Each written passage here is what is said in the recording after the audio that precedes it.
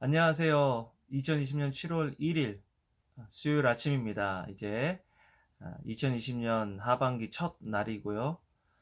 2020년 전반기를 생각해 보면요. 어떻게 그 날들이 지나갔는지 참 신기하고 놀라울 때가 많습니다. 돌이켜 보면 하나님 은혜다라고 고백할 수밖에 없는데요.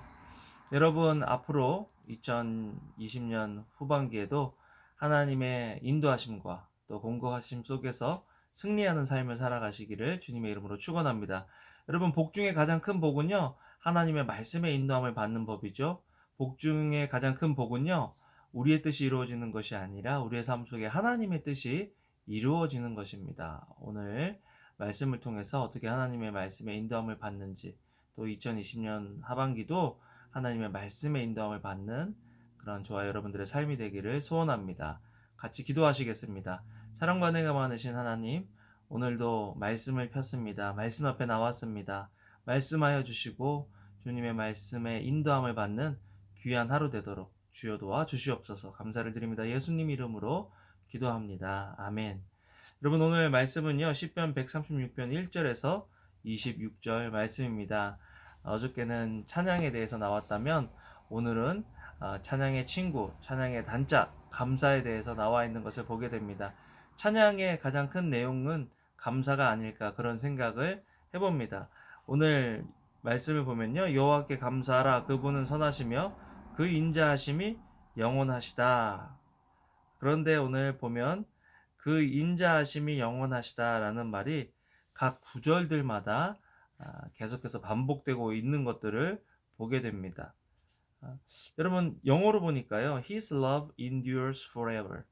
하나님의 그 사랑은 정말 끝까지 영원히 참아주신다, 인내해주신다, 받아주신다라는 그런 말이 계속해서 반복되고 있는데요. 여러분 우리가 사랑을 의심할 때가 참 많죠. 거절당했을 때, 특별히 누군가가 내 뜻대로, 내가 원하던 대로, 내가 기대하던 대로 또 해주지 않으면 거절감 때문에 그 사랑을 의심할 때가 참 많은데요. 우리는 말씀을 통해서 하나님이 우리를 어떻게 사랑하고 계시는지, 우리가 원하고 기대하는 방식은 아니지만 하나님께서 우리를 끝까지 사랑하신다라는 것들을 말씀을 통해서 배울 필요가 있습니다. 오늘 말씀들을 보면요. 감사는요.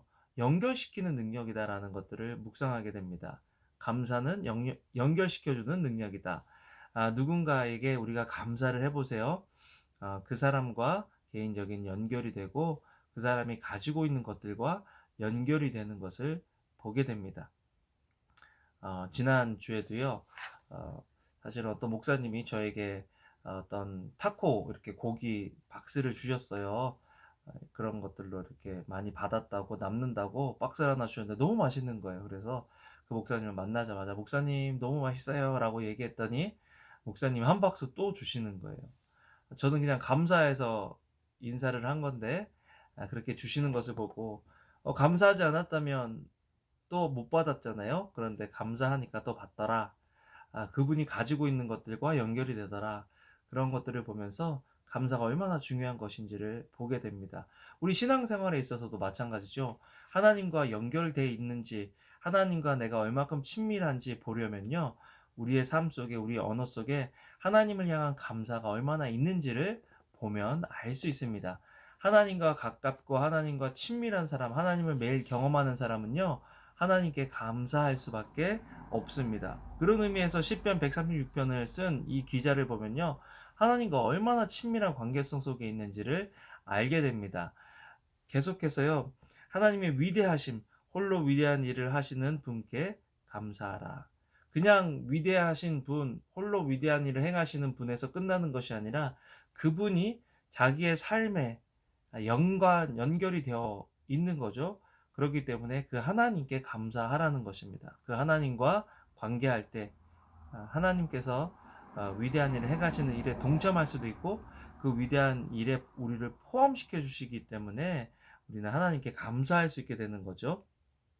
또 지혜로 하늘을 지으신 분께 감사하라.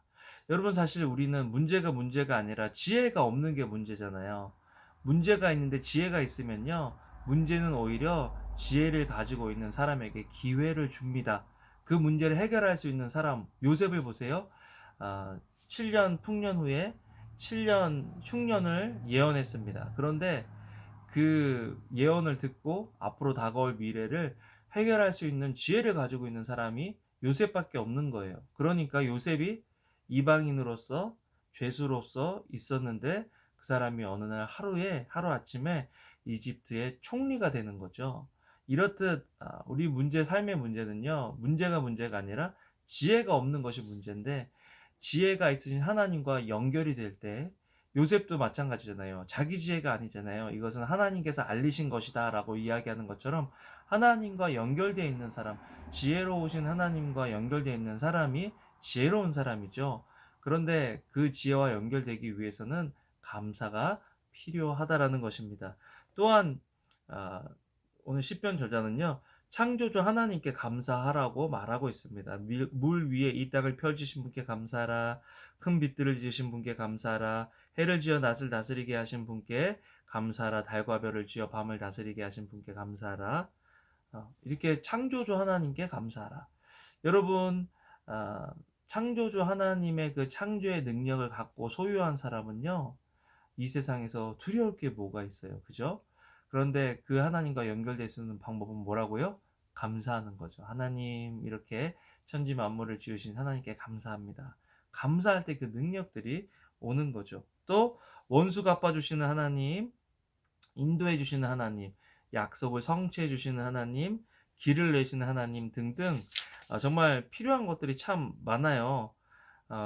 오늘 말씀을 보면서 나도 이 하나님을 믿고 있다면 이 하나님을 경험하고 있는가? 이 하나님을 경험하고 있다면 이 하나님께 감사하고 있는가? 한번 우리의 삶을 돌아보고 우리의 언어를 돌아보고 신앙을 돌아보면 좋겠어요. 오늘 하루를 살아가시면서 감사가 풍성해지는 하루가 되고, 또 하나님에게 뿐만 아니라 우리 주변에 있는 사람들에게 감사하는 하루가 되면 좋겠습니다. 감사할 때 좋은 것이 오고, 감사할 때 좋은 것이 머물고, 감사할 때 더 좋은 것들이 온다는 것을 기억하시고요.